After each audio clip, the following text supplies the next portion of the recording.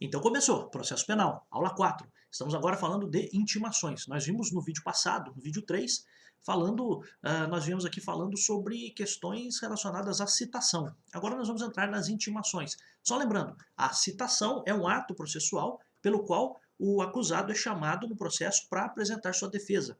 Já a intimação é a comunicação dos atos. Inclusive está aqui no 370, nas intimações dos acusados, das testemunhas e das demais pessoas que devam tomar conhecimento de qualquer ato, então devam tomar conhecimento ou tomar, pode aparecer para você, tomar ciência, é a mesma coisa, de qualquer ato será observado no que for aplicável, o disposto no capítulo anterior. O que isso significa? Significa que a indicação, por exemplo, da intimação de alguém que está dentro da própria jurisdição do juiz vai ser feito por mandado, por exemplo. Né? A intimação de alguém que está fora vai ser feita por carta precatória e assim por diante. Tá? Então essa é a ideia. Então 370, nas intimações dos acusados, das testemunhas e das demais pessoas que devam tomar conhecimento do processo, de qualquer ato do processo, será observado no que for aplicável o disposto no capítulo anterior. Então, no que couber, aplica-se o que a gente já aprendeu sobre as citações. Aí temos algumas particularidades. Primeira coisa, parágrafo primeiro, a intimação do defensor constituído. Defensor constituído é o advogado contratado, tá? Advogado particular. Então, na intimação, ou a intimação do defensor constituído, do advogado do querelante. Lembra o que é o querelante? Então, é o advogado de quem está entrando com ação penal privada. Tá? Então, é aquela situação em que quem vai iniciar o processo vai ser o próprio particular, não vai ser o MP. A gente já falou no vídeo passado. Então, a intimação do defensor constituído, do advogado do querelante e do assistente. Quem é o assistente? Assistente aqui você pode até encontrar com outro nome. Assistente da acusação. Quem é o assistente da acusação? É um advogado, vou até colocar aqui. É um advogado que vai atuar em favor da vítima do crime, ajudando, assistindo o Ministério Público. Então veja, quando a gente fala de assistente, a gente está falando do assistente da acusação, a gente está falando de alguém que vai ajudar o Ministério Público. E cara, não confunda, uma coisa é a ação penal privada, que quem vai iniciar o processo é o próprio advogado da parte. Então quem começa o processo é o particular, ação penal privada. Nas ações penais públicas, é possível que, muito embora o Ministério Público comece o processo, que a própria vítima contrate um advogado para estar junto com o Ministério Público para fazer uma ajuda, uma assistência à acusação, uma assistência ao Ministério Público. Essa é a ideia, tá? Parágrafo 1º, então, portanto, diz: a intimação do defensor constituído, que é esse advogado particular, do advogado do querelante e do assistente, far-se-á por publicação no órgão incumbido da publicidade dos atos judiciais da comarca, vulgo diário oficial, tá? Incluindo, sob pena de nulidade, o nome do acusado. Então, olha só, vai ser feito por imprensa oficial ou diário oficial e deve conter o nome do acusado, tá? Sob pena de nulidade. O que é isso? Sob pena de não valer aquela intimação. Então aqui, sob pena de nulidade, é sob pena de não valer. Ou seja, se publicar sem o nome do acusado, a intimação não vale. Essa é a ideia, tá? Então, sob pena de nulidade deve constar o quê? O nome do acusado. Ponto. Próximo. Parágrafo 2º. Caso não haja órgão de publicação dos atos judiciais na comarca, a intimação, então, caso não haja, então, só se não houver, hein? Então, caso não haja órgão de publicação dos atos judiciais na comarca, a intimação far-se-á diretamente pelo escrivão. Então, diretamente pelo escrivão é uma possibilidade. Quando que isso acontece? Quando a pessoa ela vai lá no fórum para saber o andamento do processo. Aí o escrivão olha e fala, opa, aproveitando que você está aqui, tem uma intimação para você, ó, você está intimado aqui, pronto, né? Então, caso não haja na comarca esse órgão oficial de publicação, esse diário oficial, vai ser feito, primeiro, diretamente pelo escrivão, ou ainda por mandado, certo? Por oficial de justiça, ou via postal com comprovante de recebimento, ou por qualquer outro meio idôneo. Qualquer outro meio idôneo aqui, a ideia é, por exemplo, né? WhatsApp. Estou te dando a título de exemplo, né? Então veja só, se não houver órgão de publicação, como é feita essa intimação? Pelo escrivão, uma possibilidade, a gente pode até quebrar aqui, ó, pelo escrivão, por mandado, ou via postal com a R, então por carta com a R, ou qualquer outro meio idôneo, tá? Então é importante que você entenda isso. Então a regra qual é? É feito primeiro, a ideia primeiro é que seja feito isso por publicação no órgão incumbido de dar publicidade, então diário oficial. Se não houver aí, a gente vai partir para diretamente pelo escrivão, ou por mandado, ou via postal com a R, ou por qualquer outro meio idôneo. Aí a gente poderia dizer, por exemplo, por WhatsApp, por telegrama, seja lá o que for, tá? Agora vamos lá. A intimação pessoal do próprio acusado, feita pelo escrivão, dispensará a aplicação a que alude o parágrafo 1º. Então, a intimação pessoal, seja do advogado, seja do acusado, então a intimação pessoal, e aqui a gente nem vai entrar nesse mérito, só guarde isso, a intimação feita pessoalmente dispensa a aplicação a que alude o parágrafo 1º. A gente poderia dizer assim, a intimação pessoal dispensa a publicação no Diário Oficial. Acabou. É mais fácil, né? Para a gente entender assim, poderia estar assim na lei, mas a lei às vezes gosta de complicar. Próximo, parágrafo 4º. A intimação do Ministério Público, questão de concurso essa aqui, hein? Manjadíssima, hein? A intimação do Ministério Público e do defensor nomeado será pessoal. Ou seja, precisa ser feita por meio de intimação pessoal. Então eles precisam efetivamente receber. Não dá para presumir que eles lerão o diário oficial. Essa é a ideia. Então eles devem ser intimados pessoalmente. Eu já fui servidor do MP. O que acontecia? A gente tinha que passar nas varas, retirar os processos e levar esses processos até o promotor para ele olhar o processo, para ele pegar no processo ali. Hoje em dia o processo é digital, né? Mas para que o promotor de justiça olhasse ali de fato o processo. A intimação é pessoal. Qual é a questão do concurso? Não é nem a do MP. A questão do concurso está aqui, ó. Defensor nomeado. Por quê? Porque defensor nomeado pode ter um outro nome. Nomeado, sabe quem é? Aquele que o juiz nomeou para realmente fazer a defesa. Por quê? Porque ele tem o nome de defensor também. Poderia, né, ter o nome de defensor dativo. E aí, veja só. Se é o defensor dativo, o oficial de justiça tem que ir lá entregar para o cara essa intimação. Qual é a pergunta do concurso? A intimação do Ministério Público e do defensor constituído será pessoal? Não. A do defensor constituído está aqui em cima. Ó. A intimação do defensor constituído vai ser feita por órgão oficial. Então vamos fazer só aqui uma tabelinha, só para você não errar isso na sua prova, porque isso aqui, cara, é questão de concurso e a VUNESP já perguntou isso aqui em tantos concursos. Então, defensor constituído, intimação por diário oficial. Aí você até poderia colocar do jeito que está aqui, né? Órgão de publicação, ou órgão incumbido da publicidade dos atos processuais. Já o defensor nomeado ou defensor dativo, ou até, assim, é menos comum, mas o defensor ad hoc é intimação pessoal. Opa, pessoal. Aqui intimação por diário oficial. Tá? Por favor, não erre isso na sua prova. Questãozinha boba de concurso, boba, mas que por vezes é importante você se recordar dela. Do MP, pessoal, beleza, até te contei o exemplo aqui de que eu, como servidor, como oficial de promotoria, tinha que ir até as varas criminais e pegar esses processos e levar até os promotores com quem eu trabalhava, né? Então essa é a ideia. Então defensor constituído por diário oficial, claro. E se não houver o diário oficial? Daí daquelas outras formas que a gente viu, mas qual é a questão? Defensor nomeado, a intimação é pessoal.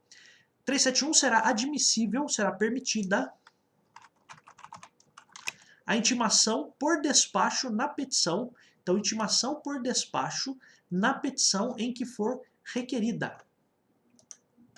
Observado o disposto no artigo 357. Aqui é o caso de o advogado ir até o gabinete do juiz fazendo um pedido. Imagina que o advogado tem uma petição pedindo para o juiz remarcar uma audiência. Hoje em dia, no processo digital, é menos comum isso acontecer, né? Mas no processo físico, o que a gente, como advogado, fazia? Ia até o juiz com uma petição, a gente, do nosso escritório, fazendo lá uma petição, e aí tinha um espaço, né? Então, existe sempre um espaço em branco nas petições, um grande espaço em branco na primeira página das petições, exatamente para, se for o caso, ali o juiz colocar a sua decisão. Então, por vezes, sabe o que acontecia? O juiz decidia ali, às vezes decidia até a mão mesmo, a caneta. Escrevia lá, batia o carimbo dele e aquilo estava valendo. Então, será admissível, será permitida a intimação por despacho na petição em que for requerida. Observado o 357, observada a leitura. O 357 é aquela coisa de ler, de pegar a contrafé, etc e tal. Mas só para que você entenda, é possível, vou colocar aqui, é possível que o advogado leve uma petição para o juiz e este já profira uma decisão na própria petição.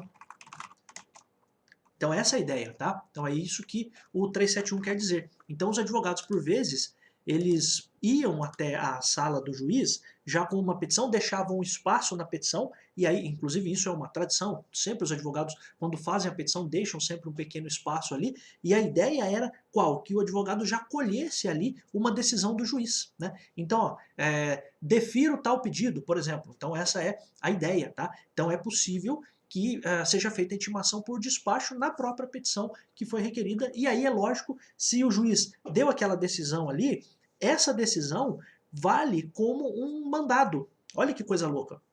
Aí o que vai ser feito? Isso é uma coisa da prática, tá? Isso não vai ser perguntado para você. Aí veja, se você porventura quiser fazer com que isso seja entregue para outras pessoas, você vai até a vara e aí a vara entrega isso para o oficial de justiça e o oficial de justiça vai ler para as partes que vão ser intimadas aquela decisão que está ali naquela petição, tá? Mas isso, enfim, é só um parênteses aqui para você. Mas o que o 371 quer dizer é isso, que é possível que haja um despacho, uma decisão ali qualquer do juiz na própria petição, e essa decisão não precisa sequer ir para o cartório, essa decisão já está valendo e vale sim como uma intimação. E quando essa decisão for entregue para outras pessoas, o oficial de justiça vai fazer a leitura dela, dizendo o seguinte, olha, na petição número tal, o advogado pediu tal coisa e o juiz já deferiu tal coisa. Essa é a ideia, com entrega de contrafé, etc e tal. Então essa é uma ideia, é também uma modalidade de intimação que é diferente, uma intimação por despacho na petição em que for requerida, em que a intimação for requerida. Então você pede ao juiz para que despache ali mesmo, tá? Então essa é a ideia do 371. 372. Adiada por qualquer motivo a instrução criminal, o juiz marcará desde logo, na presença das partes e das testemunhas, dia e hora para o seu prosseguimento, do que se lavrará termos nos autos. Olha que interessante, instrução criminal, hoje em dia, é a audiência em que serão colhidas todas as provas. Então a gente fala instrução criminal aqui, entenda como audiência, tá? A gente chama até de audiência de instrução, debates e julgamento. A gente vai ver mais adiante. Mas veja, é a audiência. Então, adiada por qualquer motivo a audiência, a instrução criminal, o juiz marcará desde logo, ou seja, marcará imediatamente e na presença das partes e testemunhas, dia e hora para o seu prosseguimento, do que se lavrará termo nos autos. Então, do que se lavrará termos nos autos significa o seguinte, a nova data da audiência será comunicada às partes e testemunhas, e essa circunstância será colocada no processo. Tá? Essa é a ideia. Então veja você que adiada por qualquer motivo a instrução, que hoje a gente chama de audiência, de debate, de instrução, debate e julgamento, então adiada por qualquer motivo, o juiz vai marcar de imediato. Pensa o seguinte, que aconteceria uma audiência, a audiência estaria marcada para hoje às 15 horas, e aí por algum motivo não pode acontecer essa audiência, porque porventura a polícia não trouxe o preso, ou porque uma testemunha que era chave neste processo não veio, por algum motivo aconteceu que não dá para acontecer a audiência hoje, ou porque o juiz teve algum problema, enfim. Qualquer que seja o motivo de adiamento dessa audiência, dessa instrução criminal, o que vai acontecer? O juiz já vai pegar o processo, vai olhar, vai chamar todo mundo na sala e vai dizer o seguinte, ó, a gente ia fazer a audiência hoje, mas não vai dar para fazer. Então eu já estou marcando a audiência para o dia tal. E aí as pessoas que estão ali na sala de audiência já ficam ali intimadas, tá? Então, o juiz marcará desde logo, imediatamente, né? Portanto, na presença das partes e da testemunha, dia e hora para o seu prosseguimento. Tá? Então essa é a ideia do que se lavrará termos nos autos. Então o escrevente vai dizer o seguinte, olha, no dia tal foi designada a audiência, o juiz chamou todo mundo para dentro da sala e redesignou, marcou uma nova data para a audiência. Isso vai constar lá no processo. Tá? 372, ó, pega aí o seu edital, o que você vai fazer? Você já vai riscar artigos 370 a 372. Então nós matamos já, olha, várias coisas que nós já fizemos nessas aulas. Matamos a parte de impedimentos, suspeição do juiz, passamos também pela questão de verificação dos funcionários da justiça, do acusado, vimos citações e intimações, e agora nós vamos entrar numa parte importante, que é a questão do processo em si. Então olha só, a gente vai entrar agora no artigo 394. Então está assim, livro 2, dos processos em espécie, e está aqui título 1, do processo comum, e aí temos da instrução criminal. E a instrução criminal o que é? É o conjunto de informações que são colhidas pelo juiz para a conclusão do processo, ou para o julgamento da causa. Então essa é a ideia. Então a instrução criminal é isso. Então a gente vai começar no 394, diz assim, o procedimento será comum ou especial. Então veja só, o procedimento comum são todos os processos que não sejam do tribunal do júri. O procedimento especial é o procedimento do júri, júri popular. Júri popular, vou colocar assim só para você entender, tá? Então o procedimento especial é o procedimento do júri popular. E o procedimento comum é o processo criminal que não é regido pelo júri popular. Professor, mas tem outras definições? Não vão cair no seu concurso. Para o seu concurso é isso, tá bom? Então, 394, o procedimento será comum ou especial. Então agora, o que o Código de Processo Penal vai trazer? Vai trazer algumas indicações de como se dá esse procedimento comum. Então veja só, a gente tem duas grandes vertentes. A gente tem o procedimento comum e o procedimento especial. Então olha só, procedimento comum será ordinário, sumário e sumaríssimo. Nossa, professor, mas e aí, como é que a gente vê isso? Ó, procedimento ordinário, está aqui. Quando tiver por objeto crime cuja sanção máxima, então cuja pena máxima, então sanção máxima é pena máxima, combinada a ser aplicada, então, ou prevista, vamos colocar aqui, for igual ou superior a 4 anos de pena privativa de liberdade. Então, ordinário, igual ou superior a 4 anos. Depois, sumário. Sumário, quando tiver por objeto crime cuja sanção máxima combinada seja inferior a 4 anos de pena privativa de liberdade. Sumaríssimo, para as infrações penais de menor potencial ofensivo na forma da lei. Então olha só para a gente fazer aqui uma indicação bem interessante. Ó, inserir coluna, vamos colocar aqui, ó. Então vou colocar mais uma coluna aqui. Então, ó, procedimento comum ordinário sumário e sumaríssimo. Ordinário, maior ou igual a 4 anos. Sumaríssimo, até 4 anos. Certo? Ó.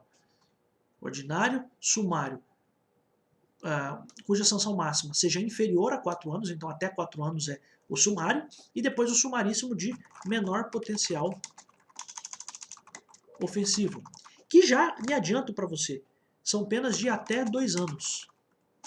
Então veja só, ordinário, maior ou igual a 4 anos. Então crimes que são punidos com uma pena maior ou igual a 4 anos, qual vai ser aqui o procedimento? O procedimento comum ordinário. Um crime cuja pena é de 3 anos vai ser procedimento comum sumário, porque o sumário vai até 4 anos. E o sumaríssimo? Até 2 anos. Então, uma pessoa que tem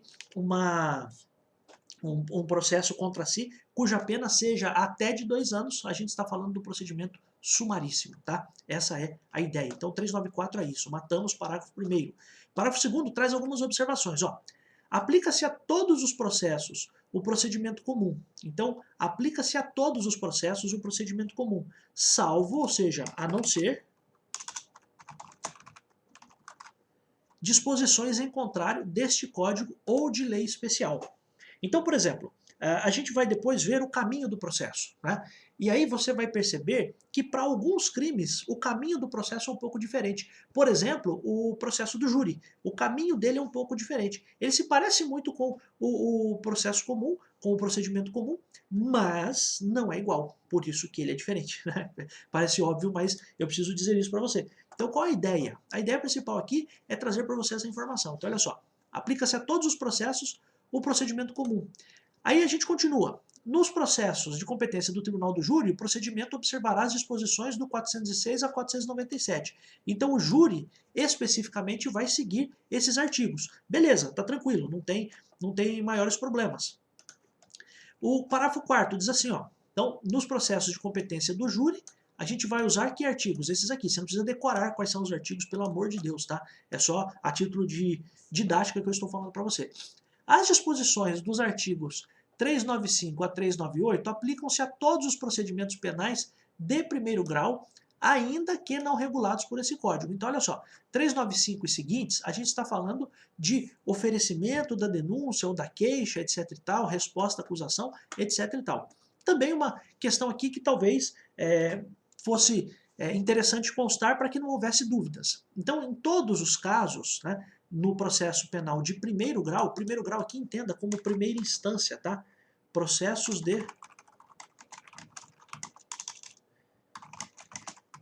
primeira instância, ainda que não regulados neste código. Por exemplo, a gente tem dentro das nossas legislações penais, a gente tem outras leis que também trazem alguns procedimentos. Então a gente tem, por exemplo, lá na lei do Estatuto da Criança e do Adolescente, a gente tem na lei de falências, a gente tem até mesmo na lei de drogas, a gente tem na lei Maria da Penha, tem tantas outras leis que trazem alguns andamentos processuais. Mas tudo isso aqui, as disposições do 395 a 398, que é o que a gente vai ver aqui embaixo, aplicam-se a todos os procedimentos penais de primeiro grau, ainda que não regulados nesse código. É uma mensagem dizendo que possivelmente essas outras leis não terão as informações que estão aqui no 395. Então, a ideia qual é? Vamos usar o que está no 395.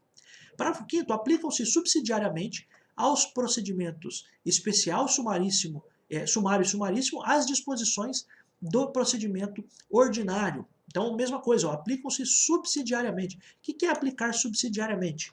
Se não houver, vou até colocar aqui embaixo, nos procedimentos especial, sumário e sumaríssimo, se não houver qualquer norma que trate de um tema, é possível usar as orientações do procedimento comum. ordinário. Essa é a ideia, tá? Então é isso que eu quero também trazer para você aqui. Então olha só, aplica-se a todos os processos o procedimento comum, salvo a não ser quando exista uma disposição em contrário, ok? Aplicam-se subsidiariamente aos procedimentos especial, sumário e sumaríssimo, as disposições do procedimento ordinário. Então, o que a gente vai ver aqui do procedimento ordinário, ele cabe quase que em todas as situações para todos os outros procedimentos. Então a ideia é você conhecer em primeiro lugar como funciona o procedimento ordinário e depois, nos procedimentos especial, sumário e sumaríssimo, você vai fazendo as adaptações necessárias. Esse é o caminho, tá? Então essa é a ideia importante que eu queria passar aqui para você. Então olha só, 394A é até uma novidade. Os processos que apurem a prática de crime hediondo terão prioridade de tramitação em todas as instâncias. Olha que coisa nova e que coisa com cara, com cheiro e com jeito de concurso. Então, os processos que apurem prática de crime hediondo, os crimes hediondos, eles são os crimes repugnantes. Existe uma lei que diz quais são esses crimes. Então, existe uma lei que se chama Lei dos Crimes Hediondos, que traz lá quais são esses crimes. Então, a gente poderia ter, por exemplo, o homicídio qualificado, o latrocínio, o estupro, são vários crimes. Então, os processos que tratam desse tipo de crime terão prioridade de tramitação, ou seja, se o juiz tiver dois processos para analisar, primeiro ele analisa o processo em que há o crime hediondo. Essa é a ideia, tá bom, meus amigos? Então, para começo, isso aqui é uma introdução. Pontos importantes aqui do 394 que chama mais atenção para concurso e que tem cara, cheiro e jeito de concurso é essa tabelinha aqui. Então olha só, tudo isso aqui a gente está falando do procedimento comum ordinário. Então vamos até colocar aqui, ó.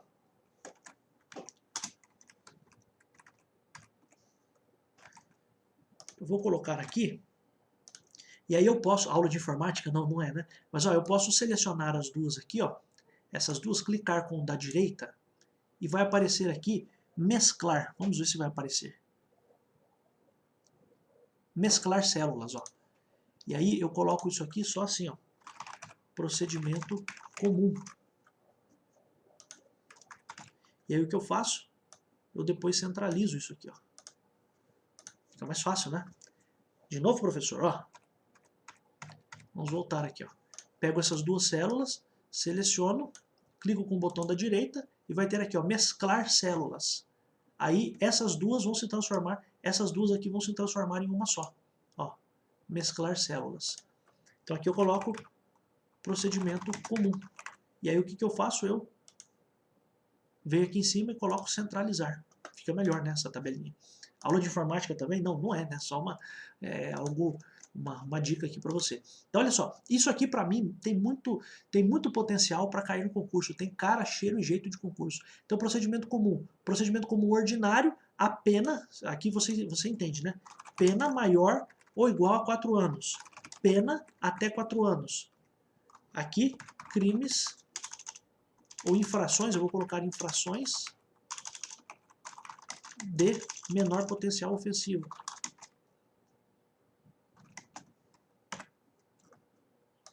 Opa, infrações, né? De menor potencial ofensivo. Tá? Então isso aqui tem muito jeito de concurso. Aí, voltando para o segundo, você vai aplicar todo o jeitão do procedimento comum para todos os outros processos, a não ser, para todos os outros procedimentos, né? A não ser que você realmente tenha uma disposição especial sobre aquilo, então a não ser que outras normas tratem isso de um modo diferente, tá? E além disso, você, se faltar, né? Então olha só, se não houver qualquer norma que trate de um tema, é possível usar as orientações do procedimento comum ordinário. Isso é o que a gente chama de aplicação subsidiária. Isso é o que se chama de aplicação subsidiária. Tá? Essa é a ideia. Tá bom, meus amigos? Eu vou parar por aqui. A gente vai começar no próximo vídeo já tratar sobre o recebimento da denúncia. Eu vou fazer para vocês um histórico, mas por enquanto acho importante a gente tratar desses temas aqui. Já vou deixar esse vídeo para vocês. Por favor, se você tiver interesse na turma de exercícios, me mande uma mensagem. Se você tiver interesse também na ideia do plantão de dúvidas, também me mande uma mensagem. É claro que com o tempo essa ideia do plantão de dúvidas talvez eu não tenha mais disponibilidade de vagas, né? Então o valor é para quem não é da turma de exercícios, o valor é de R$ 150 por mês, e para quem é da turma de exercícios, o valor de R$ 100 por mês. Eu respondo você em 24 horas. Então você estará lendo qualquer coisa do direito. Se você tiver uma dúvida, eu respondo para você, tá bom? Acho interessante. Os cursinhos todos são bons, o Damásio, o Estratégia, o Gran Cursos, todos eles são bons, mas eles talvez não saibam que você existe. Então, eu não sei se não compensaria você fazer isso. Eu tenho certeza de que eu posso te ajudar nisso também. Se você gosta, se você entende do jeito que eu falo, se você acha interessante a forma como eu explico, eu acho que isso poderia te ajudar também. Aí como é que eu te respondo? Eu te respondo em texto, eu te respondo em áudio, e se for o caso até, posso te responder em vídeo, porque posso até colocar depois no canal esse vídeo para ajudar tantas outras pessoas, porque isso pode ser uma dúvida comum de outras pessoas. Tá bom, meus amigos? Eu fico muito agradecido por todo mundo que está aqui, por todo mundo que tem curtido, compartilhado, e você sabe, eu adoro estar aqui. Tchau!